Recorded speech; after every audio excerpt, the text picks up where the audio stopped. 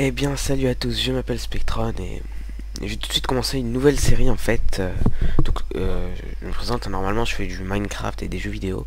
Mais aujourd'hui je vais vous proposer quelque chose de totalement différent. Ce sera une suite de tutos sur comment coder en Java.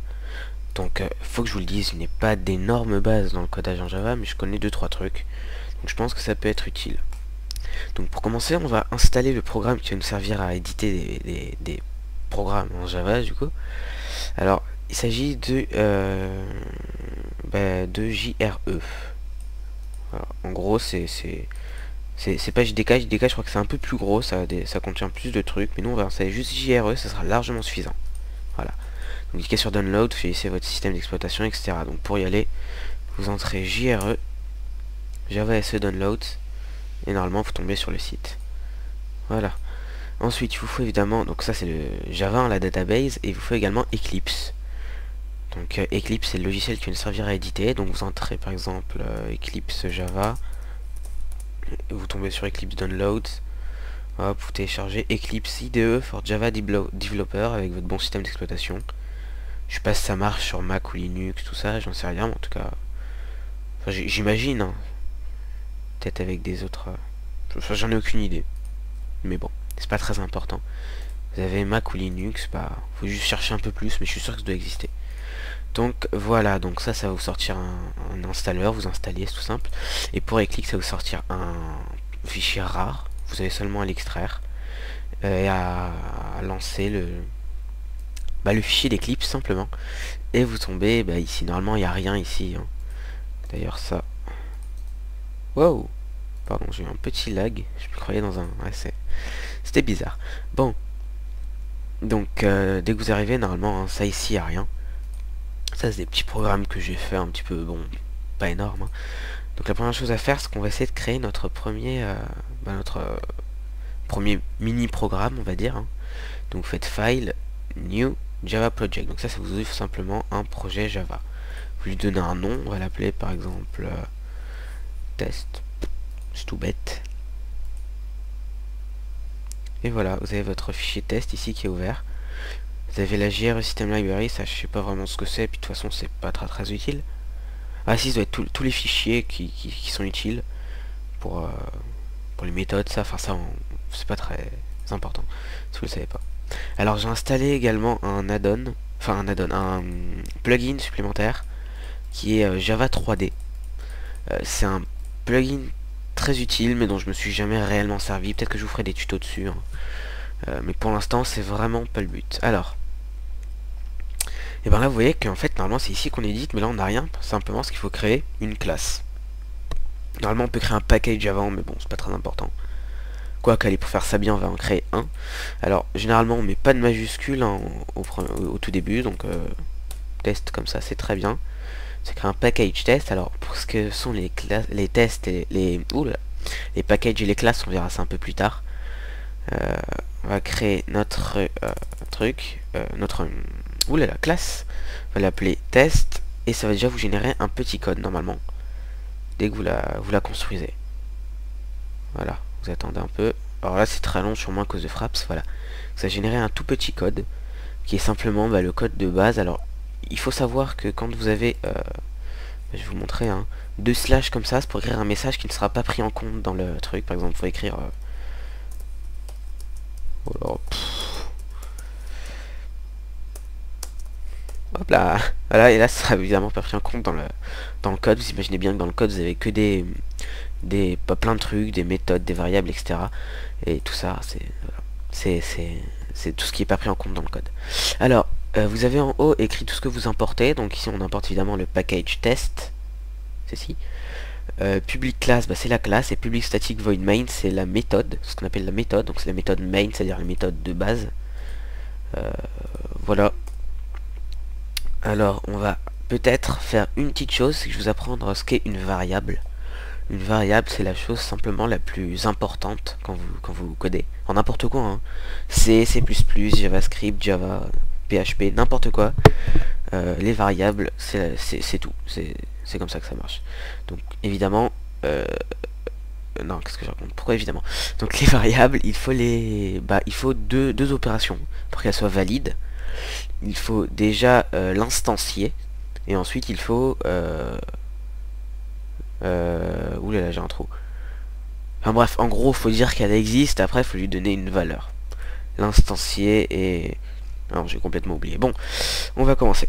Donc, il y a différents types de variables qu'il faut connaître. Je vais évidemment pas vous les dire. Pour l'instant, on va se baser sur un seul type de variable qui est la int. Donc, la int, vous voyez que ça s'est mis en violet parce qu'il reconnaît. La int, c'est un type de variable qui comprend des chiffres sur une relativement grande échelle. Hein. Je sais plus vraiment c'est combien, mais vous pouvez mettre pas mal de chiffres dans un int. Donc on va dire par exemple int, après, donc ça c'est la méthode de déclaration. Int, le type de variable, ça peut être n'importe quoi. A, le nom de la variable que vous utiliserez tout au long de votre programme. Deux points. Enfin non, en fait c'est pas obligé, mais c'est la plus courte. Donc ça c'est la première, ça c'est on instancie l'objet, et ensuite on lui donne une valeur, on va dire. Par exemple 10. Voilà. Oups. Par exemple 10, j'ai dit. Voilà. Oh mais c'est pas vrai. Je suis pas doué. Voilà. Très important, à chaque fin de ligne, vous mettez point virgule. Donc ça veut dire que la ligne est finie et qu'on a fini la ligne. Alors ici vous voyez que c'est souligné en jaune. Ça veut simplement dire que la variable n'est pas utilisée. Voilà, c'est un peu normal, on n'a rien fait pour l'instant. Donc on peut initialiser différents types de variables. Il y a la int, je vais vous apprendre également plusieurs autres types. Donc il y a la float, donc un autre nom évidemment, et ça vous permet de faire des nombres à virgule. Donc par exemple 5, alors je crois que c'est avec un point, que je me trompe pas. Au pire il va de toute façon me mettre qu'il y a un message d'erreur. Oulala, ouais, ça c'est, je sais pas pourquoi ça me fait ça d'ailleurs. Si ça marche pas, il va me mettre qu'il y a un message. Voilà, ça marche pas, donc c'est avec une virgule. Qu'est-ce qu'il a? Qu'est-ce qu'il a?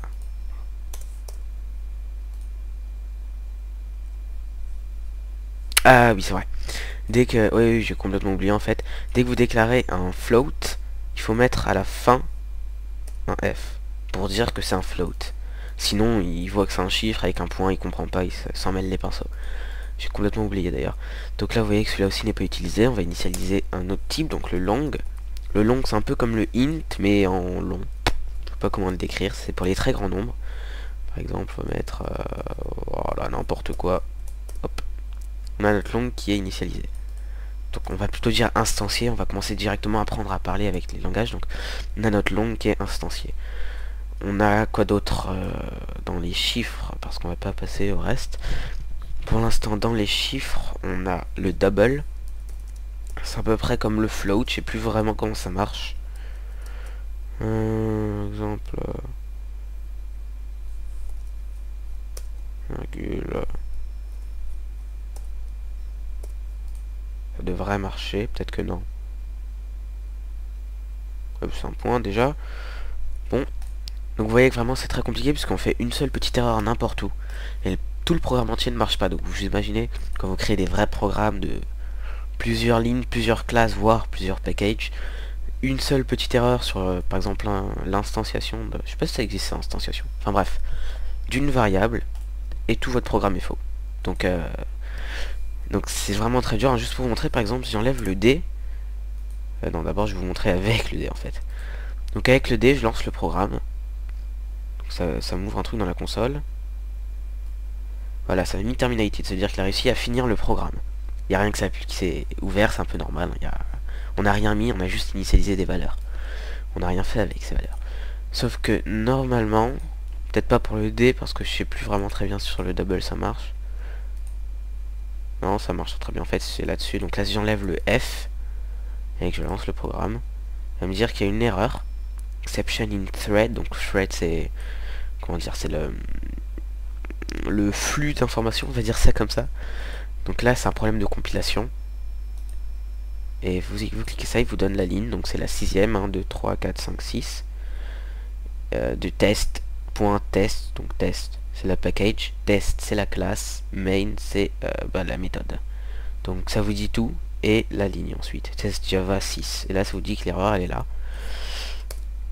Il y a des méthodes pour les arrêter, hein, évidemment, c'est ces petites erreurs, mais évidemment l'endroit où il est arrêté, par exemple si j'aurais arrêté cet endroit là, et bah la float bin serait normalement plus disponible, je crois. Voilà. Donc on va apprendre deux derniers types de variables. Alors c'est le char, on va l'appeler E. Et le char en fait c'est un caractère, donc par exemple ça peut être n'importe quoi, une lettre, un chiffre, n'importe quoi, un point, une virgule, c'est un caractère. Alors par contre là si vous écrivez ça comme ça ne va pas vouloir parce qu'un char se déclare, attention, hein, c'est pas entre guillemets, c'est entre comment dire, entre apostrophes, c'est obligatoire. Toujours un caractère entre apostrophes. Et le dernier, donc c'est string, ou une chaîne, donc c'est une chaîne de caractères. Celui-là c'est avec une majuscule parce que ce n'est plus une variable en tant que telle, c'est plutôt un objet. Mais ça, on verra plus tard, c'est quelques petits détails. Et ça par contre, entre guillemets. Toujours... et là on peut écrire par exemple...